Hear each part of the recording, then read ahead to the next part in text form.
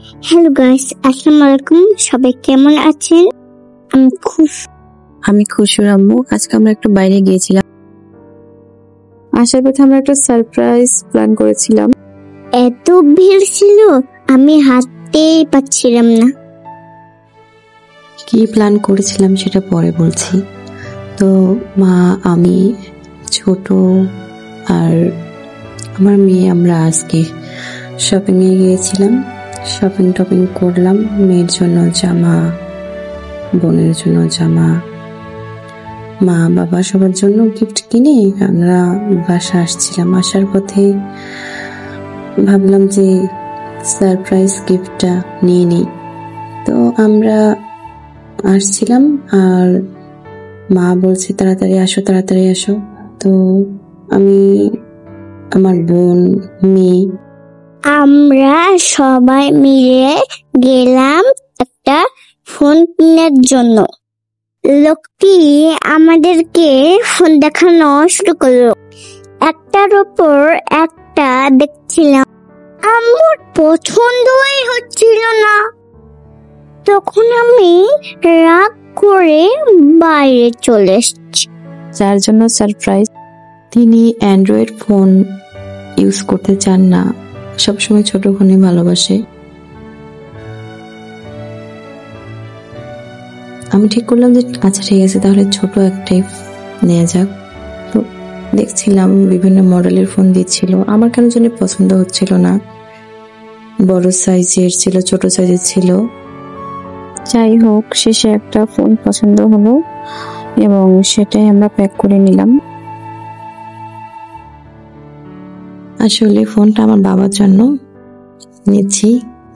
আসলে বাবারা এমন হয় যে তাদের শখের জিনিসগুলা নষ্ট হয়ে গেলেও তা ব্যবহার করতে চায়।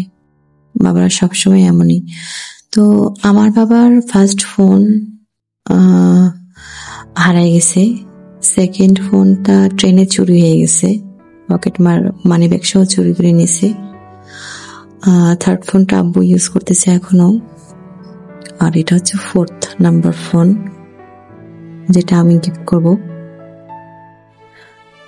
বাবা দিবসে। বাবার জন্য ছোট্ট একটা গিফট। জানি না আমার বাবার পছন্দ হবে কিনা, তবে পছন্দ না হলেও বাবা কোনোদিনও বলবে না যে আমার পছন্দ হয়নি, কারণ আমার বাবা অল্পতে অনেক বেশি খুশি হয়। বাবা দিবস উপলক্ষ করে নয়, বাবাকে তো ভালোবাসি, সবসময়ের জন্যই ভালোবাসি। আর তার জন্য কোনো দিবসের প্রয়োজন হয় না, মন থেকে। আর বাবারা সবসময় সংসারের মুখে হাসি ফোটানোর জন্য, সন্তানদের মুখে হাসি ফোটানোর জন্য সবসময় নিজের সবটুকু বিলিয়ে দিয়ে নিঃস্বার্থভাবে ভালোবেসে যায়। ভিডিওটা শেষ পর্যন্ত দেখুন আর লাইক কমেন্ট সাবস্ক্রাইব করে দিন। শেষ পর্যন্ত আমাদের নেওয়া হয়ে গেল ফোনটা।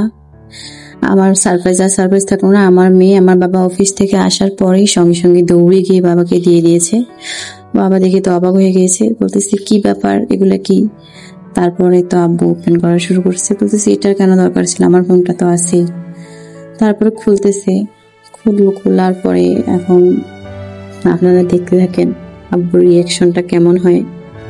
আম্মু দাঁড়াও, আমি বলবো। নানু ভাই অনেক খুশি হয়েছিল। নানু ভাই ফোনটা হাতে নিয়ে বলল যে এগুলা কেন দরকার, আমার তো একটা ফোন আছে। নানু ভাই ফোনটা হাতে নিয়ে বলল যে এত সুন্দর ফোন। নানু ভাই দুইটা ফোন নিয়ে বলছিল বাহ খুব সুন্দর তো। নানু ভাই ফোনটা নিয়ে বলল থ্যাংক ইউ, তুমি অনেক সুন্দর, তোমাকে অনেক ধন্যবাদ বলল নানু ভাই। আমাকে আদর করে দিল। আমিও নানু ভাইকে বললাম থ্যাংক ইউ নানু ভাই। ভিডিওটা কেমন হয়েছে সবাই আমাদেরকে জানাবেন। আল্লাহ হাফেজ।